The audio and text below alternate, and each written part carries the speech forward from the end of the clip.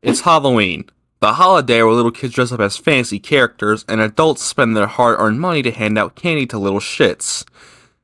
It's also the name of a well-known horror series. I know, at least for me, I knew who Michael Myers was even before I saw my first Halloween film. My earliest memory of the series was actually looking at the DVD cover of Halloween 2007, which is what we're actually covering today. I remember just seeing the cover and the way Michael looked and thinking, that's scary. This was, of course, back when looking at the back of the case was a deciding factor if you were going to watch or play something. But 18 years later, let's go take a look at the 2007 remake of Halloween. Bitch, I will crawl over there and I will skull fuck the shit out of you! Oh, I'll get the crutches for you! Oh yeah, I forgot to mention, this is a Rob Zombie movie. So, yeah, after the shitstorm that was 2002's Resurrection. Trick or treat, motherfucker. That's one of the best lines in the franchise. I'm taking no phone calls on that. But to give you a little bit of history of Halloween pre-2007, the producers, mainly longtime head Mustafa Akkad, who had been a part of every movie at this point, was going back and forth about what to do with the series, but sadly, in 2005, he and his daughter were killed in a terrorist attack in Jordan. So, rest in peace, man. Finally, in 2006, it was decided to jump on the 2000s remake trend started by 2003's The Texas Chainsaw Massacre. And who would direct this remake? Well, how about Rob fucking Zombie? Up to this point, Rob Zombie had made two films, House of a Thousand Corpses and The Devil's Rejects, which are pretty good films in my opinion. I know Rob Zombie's movies are a bit polarizing. You either enjoy his work or you don't. There's no real gray area. I think he definitely has his own style both in music, which I quite enjoy, honestly, and film, so let's go ahead and watch Rob Zombie's Halloween. This probably goes without saying, by the way, but I'm no professional film critic by any means, so my opinion will probably be a lot different than yours. Also, this video is going to have spoilers for Rob Zombie's Halloween 1, 2, and the original Halloween, so if you have not seen those movies, click off now. Anyway, let's get started. Starting off with the plot, this film is actually half prequel, half remake. Something that I actually quite like about this film is how we see a little bit of Michael's childhood. I know some people, mainly John Carpenter himself, was super against giving Michael a sort of motive and removing the mystery. And I'm actually someone who can appreciate both schools of thought. I will say, the dialogue in this film is super edgy and trashy for no reason, in my opinion. Fucking whore! Alright, now clean it up! It's bad when I'm 3 minutes in and I'm cringing at the stepdad's dialogue. But we meet the Myers family, Deborah Myers, who is of course played by Sherry Moon Zombie because she's in every one of these fucking movies, and the stepdad Ronnie, played by William Forsythe. They get into an argument, meanwhile Michael is upstairs cleaning blood off of a blade after killing his pet rat. Yeah, this film has a weird thing where they make Michael an animal killer for some reason. I will say, one thing that I really noticed in this movie is that everyone is mean to Michael for no reason. Even his sister is just super pissy towards him. Oh, honey, I'm sorry. We'll get you a new one after school, okay? Okay. What'd you do to him? Stroke him to death? Elvis, Elvis, You know, it's a fucking rat. Anyway, Michael gets into a fight with some bullies at school over the fact his mother is a stripper in this movie. One of the kids is actually played by one of the actors from Spy Kids, which I think is hilarious. Deborah gets called into the office, and it's here where Dr. Loomis appears, played by Malcolm McDowell. And with what he's given, I think he honestly does a pretty solid job as Loomis, at least to this point. There's something that I'll complain about in a bit. Loomis explains to Deborah that Michael has been killing animals and even had a dead cat in his book bag. Maybe I'm stretching with this, but I'm thinking this is a callback to the original Halloween. The only time in the original film that we know of when Michael kills an animal is when Loomis and Brackett find the dead dog, but in the remake, they make it a whole thing, like it's Michael's MO, basically. Michael leaves and goes and follows the bully and beats him to death with a big old log. And I gotta ask, why is his blood, like, dark black? Like, what is he, Noob Saibot? Later that Halloween night, after his sister refuses to take him trick-or-treating and his stepdad berates him, it's here where Michael goes on his rampage. He even kills the boyfriend. I'm like, why? He didn't even do anything to you. He was actually pretty nice to you. Are you kidding me? Go by yourself. Aren't you too old for that anyway? Whatever. Sorry, Squirt, but have fun. And then Michael goes and kills Judith just like in the original film, but he takes the boyfriend's mask and put it on, and I'm sorry, I know this is supposed to be sad and an important death, but that's just too funny. That big-ass mask on Child Michael. I haven't mentioned it yet, but young Michael is played by Dave Farrick, who I actually think does a really good job of playing young Michael. The whole thing with young Michael, to me, is like, he seems like a normal kid, but you can tell something is wrong with that blank, emotionless stare. After Deborah gets home and sees what has happened, we jump to Michael in Smith's Grove, where he starts to be taken care of by Dr. Loomis. And it's here we meet Danny Trejo's character, Ismael Cruz, who was one of the few people in this movie that's genuinely nice to Michael. On one of Deborah Meyer's visits, Michael kills a nurse and snaps, and this leads to Deborah, well...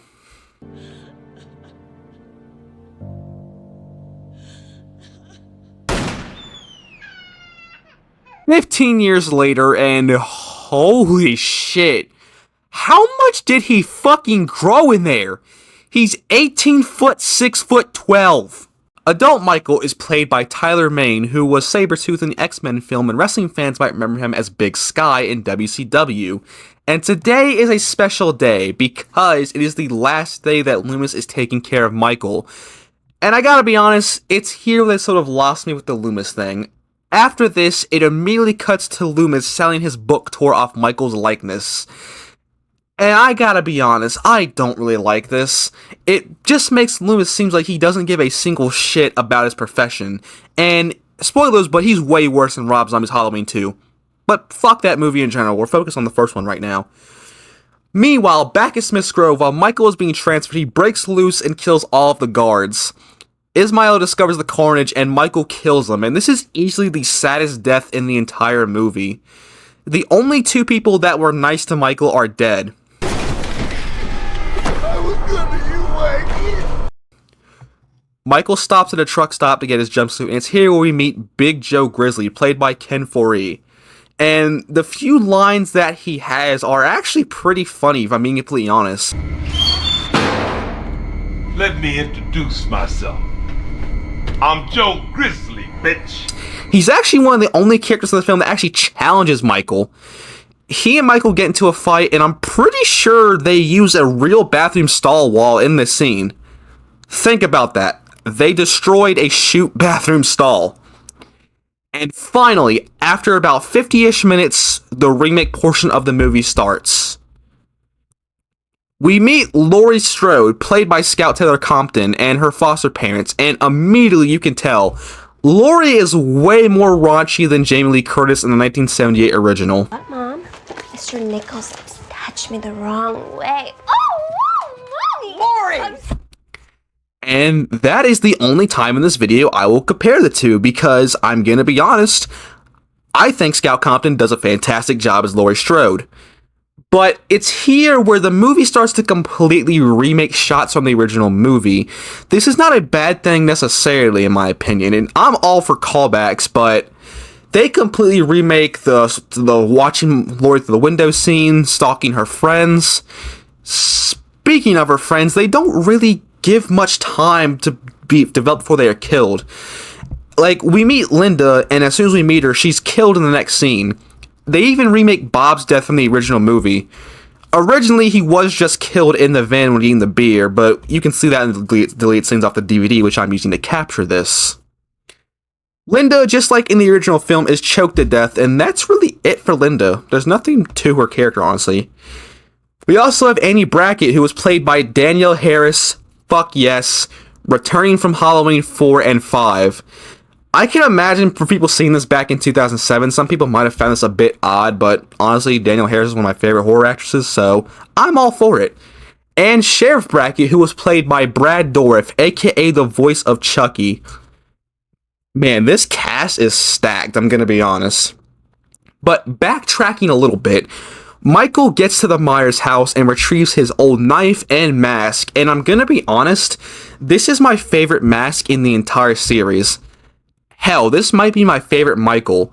He, in my opinion, is easily the scariest Michael and the most brutal. Unlike the original Nick Castle interpretation, or even James Jude Courtney's take in the recent David Gordon Green trilogy, where he's sneaky and silent, Michael is straight up brutal and violent when this kills, and he audibly grunts when he kills, which I find to be a bit strange. Alright, I know I've basically been explaining the entire movie, so I'm going to jump ahead just a small bit. So, after killing Laurie's parents, Michael next sets his sights on Annie and her boyfriend Paul. Annie actually puts up a bit of a fight but is knocked out. When Laurie finds her, she's all cut up and Paul is hanging with a jack-o'-lantern on his head. A neat little change from the original film I like is that Annie actually survives this movie. It's never straight up seen, but if you've seen Halloween 2, you know she survives. But Michael finally gets into a chase with Laurie. Laurie tries her best and damn, he actually got her. He takes her back to the Myers house, and rather than kill her, he unmasks and surrenders, because in his mind, this is his baby sister. But think about it. You're Laurie Strode in the situation. You don't know what the fuck is going on and who this is. So Laurie takes the opportunity to stab her brother. And now Michael is pissed off. He's chasing her all throughout the house. He's breaking down the walls like he's Chris Jericho. Laurie eventually falls into the pool, and Michael goes in for the kill, and finally, Loomis shows up. And after trying to plead with his patient, he shoots him in the back 3 times. I shot him in the back. I shot him 3 times. Finally, this nightmare is over. Just kidding. By the way, Malcolm McDowell was actually scared here. That what the hell was genuine.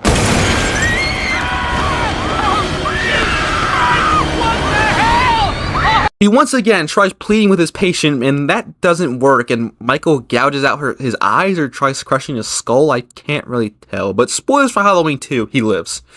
And it's here where Laurie is hiding, and Michael actually spends a good 4-ish minutes looking for her.